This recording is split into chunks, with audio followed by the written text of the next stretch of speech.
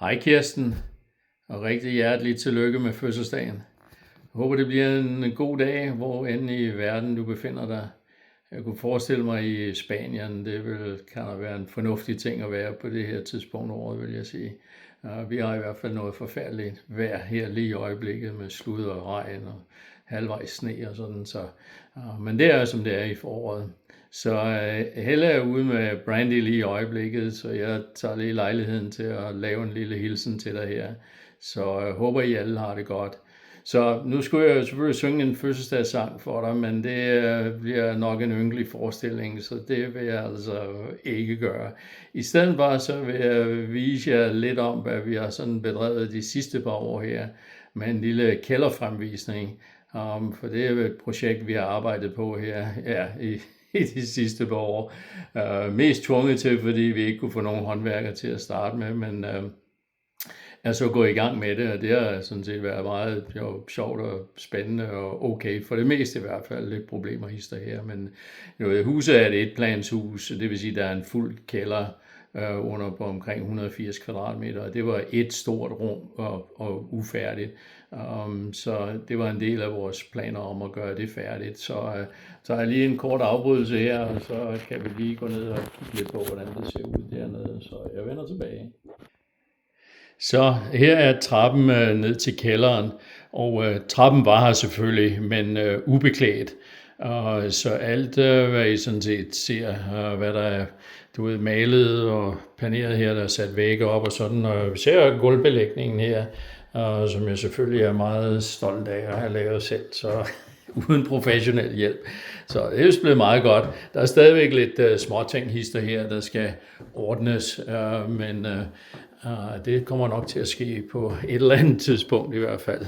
Så det første rum, så vi har delt det op i 4 rum, her 4,5 sådan set. Og det første rum er Helles studio, som var det første. Så det er færdigt et års tid, eller mere eller mindre færdigt, som nu et, kælderrum er. Så det er hendes studio, så hun kunne lave hendes mesterværker hernede. Her kan I se noget af det, der er i gang, hun er i gang med at lave. Og Kanada venter stadigvæk på, at et af dem bliver solgt for $1 million, men ikke helt sket endnu, men måske på et eller andet måde. Det der kan da godt være, at hun kan få lidt penge for det. Så nu må vi se. Så vi har fået installeret, det er også en ting, som vi har fået lavet, og vi kalder dem mini-splits over, som er kombineret varme og køleanlæg. Så ikke fordi det er den primære varmesystem hernede, men ikke nu i hvert fald, eller det er ikke meningen, det skal være det, men det hjælper i hvert fald lidt til det. Så hun kunne arbejde hernede i løbet af vinteren. Så jeg kan selvfølgelig se, hvordan sådan et hobbyrum nu ser ud. Loftet er lavet af nogle tynde, jeg ikke rigtig de hedder på dansk, men det er sådan nogle plader, der er skåret ud, så de kan flyttes alle sammen, skubbes op i det der listesystem, jeg har lavet, så vi kan komme til rør derop. Det er alle elledningerne og vandrør og så videre, det ligger deroppe. Og Brandy har en lille seng hernede, og det har Helle så også. Så hun tilbringer en hel del tid hernede. Det der er ikke noget, hun har lavet, men det er så, som historien nu er. Så det næste rum herinde er vores kondirum, og I kan selvfølgelig se, at der er en ting, der er undervejs her. Men i hvert fald er det meningen, det skal blive exercise-rum, så der står et par torturmaskiner der, som vi flytter lidt rundt med, det er lidt svært. Og det dernede det er der også lidt historie. Det der puslespil med 5.000 brikker, det er, hvad vi lavede i covid-nedlukningsperioden, mens vi ikke kunne komme nogen steder. Så det havde vi lidt sjov af, og det skal vi jo så til minde om den tid have op og hænge her et eller andet tidspunkt, på et eller andet tidspunkt, når vi bliver klar til det. Så det der er dørpaneler og fodpaneler, som vi er i gang med at sætte op. Og derovre i rodebutikken, der hænger mit hiketøj til tørre, så hele det der hjørne bliver sådan set et hjørne med vores backpacks og støvler og alting til vores hiketure, og måske også Helles cykelhistorie. Og så er det selvfølgelig fyret der over bagved. De der rør er til varmen hernede, som vi beslutter os til at lave i forlængelse af det eksisterende system, så samme type med sådan nogle baseboards, radiatorer, slags små radiatorer langs med gulvet. Så på et eller andet tidspunkt håber vi på, at der er en plommer, en blikkenslager, der dukker op og laver det. Han har faktisk lagt rørene ind her for noget tid siden, så vi har lidt kontakt med det, men blikkenslager har været et af de største problemer. Vasken der er ikke forbundet endnu, men det er selv trukket rørene til det, og forhåbentlig har mod på at få det forbundet her inden alt for længe.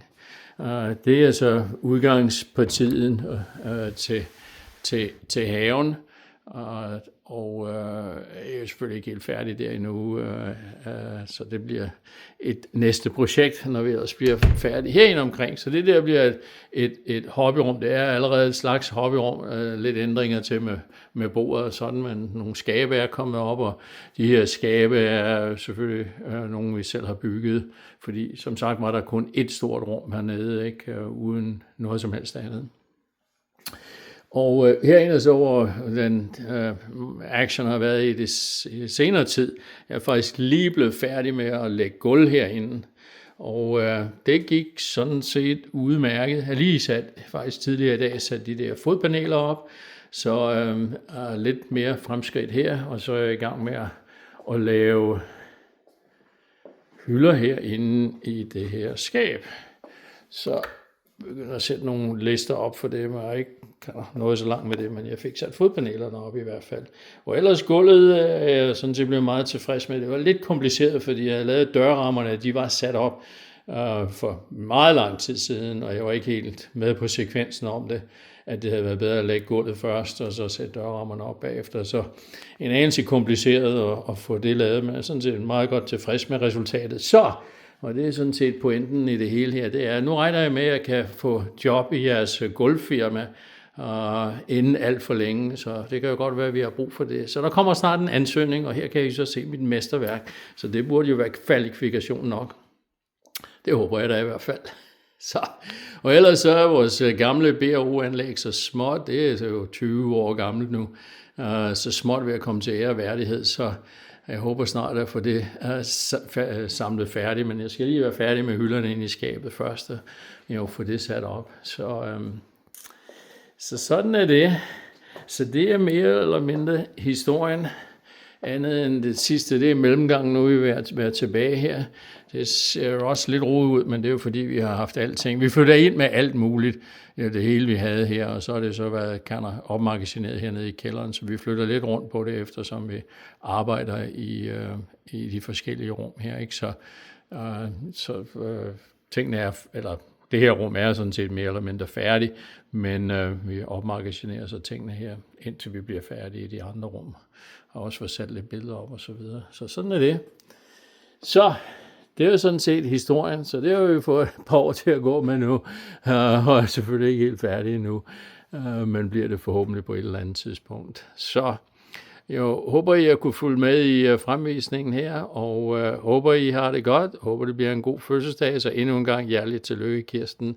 Jeg kunne selvfølgelig lige snakke lidt om rejseplaner og sådan. Vi har ikke nogen konkrete planer lige i øjeblikket. Tingene er jo, uden at gå alt for meget ind i det politiske situation her, som jo er mere eller mindre en katastrofe, men det kender I jo nok, hvis I kan følge med i, så ved vi ikke helt rigtigt, hvordan tingene bliver. Lidt halve planer om, måske en gang i efteråret, at en af os tager en tur hjem, men det er ikke 100% bestemt endnu. Men selvfølgelig, hvis det sker, så hører I mere og håber på lejlighed til, at vi kan ses i hvert fald. Så, endnu en gang hjerteligt tillykke. Håber, I har det godt. Ha' det godt alle sammen. Hej hej.